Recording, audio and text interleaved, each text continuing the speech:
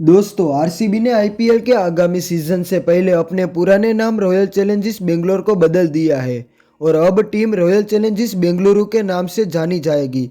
इसका ऐलान RCB unbox event में किया गया। आरसीबी फैंस के लिए पिछले कुछ दिन काफ़ी शानदार रहे।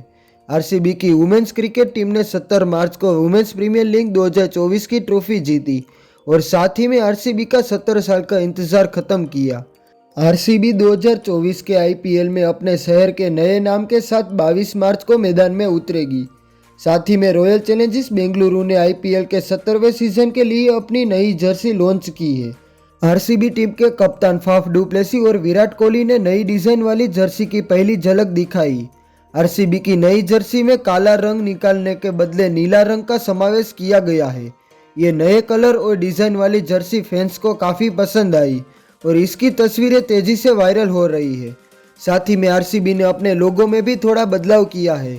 फ्रेंचाइज ने आरसीबी का लोगो शेयर करते हुए कैप्शन में लिखा कि जिस शहर से हम प्यार करते हैं, जिस विरासत को हम अपनाते हैं और यह हमारे लिए समय है बदलने का।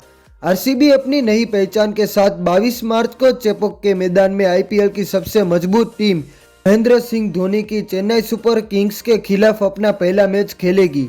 पहला मैच कौन सी टीम जीतेगी, कमेंट में जरूर बताइए। क्रिकेट की सभी खबरों के लिए चैनल को सब्सक्राइब करें। जय हिंद, जय भारत।